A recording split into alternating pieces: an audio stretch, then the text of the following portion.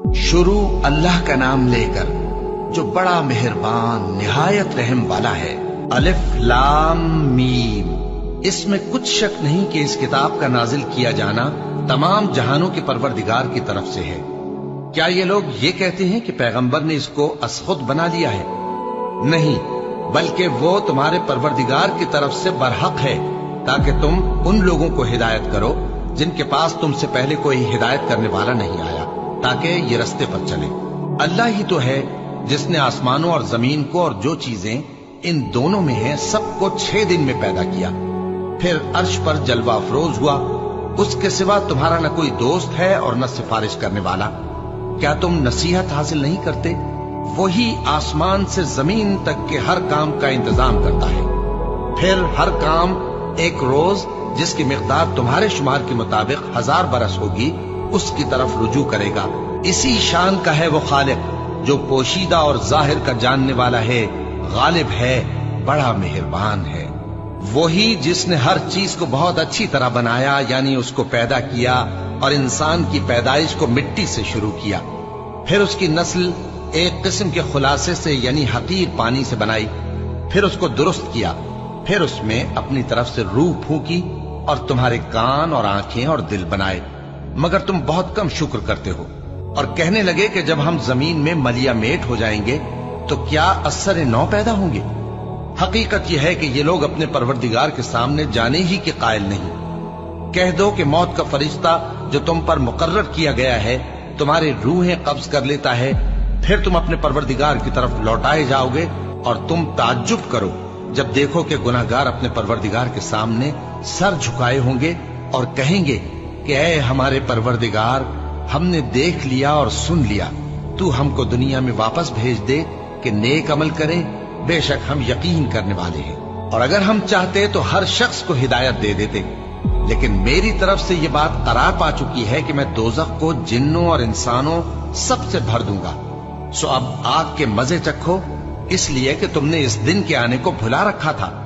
आज हमने भी तुम्हें भुला दिया है, और जो काम तुम करते थे उनकी सजा में हमेशा के अजाब के मजे चखते रहो। हमारी आयतों पर तो वही लोग ईमान लाते हैं कि जब उनको इनके जरिए नसीहत की जाती है तो सजदे में गिर पड़ते और अपने परवरदिगार की तारीफ के साथ तस्बीह करते हैं और गुरूर नहीं करते। उनके पहलू बिछोनों से अलग रहते हैं, इस हाल में कि वो अपने परवरदिगार को खौफ और उम्मीद से पुकारते और जो कुछ हमने उनको दिया है उसमें से खर्च करते हैं। सो कोई शख्स नहीं जानता कि उनके लिए कैसी आंखों की ठंडक छुपाकर रखी गई है। ये उन अमाल का सिला है जो वो करते थे।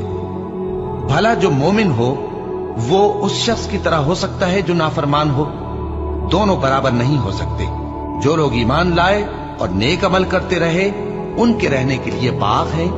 ये मेहमानी उन कामों की जजा है जो वो करते थे, और जिन्होंने नाफरमानी की उनके रहने के लिए दोज़ख है। जब चाहेंगे कि उसमें से निकल जाएं तो उसमें लौटा दिए जाएंगे और उनसे कहा जाएगा कि जिस दोज़ख के अजाब को तुम झूठ समझते थे उसके मजे चखो, और हम उनको क़यामत के बड़े अजाब से पहले दुनिया के अजाब का भी मजा चखाएंगे, शायद वो हमारी तरफ लौट आएं। और उस शख्स से बढ़कर जालिम कौन जिसको उसके परवरदिगार की आयतों से नसीहत की जाए तो वो उनसे मुंह फेर ले।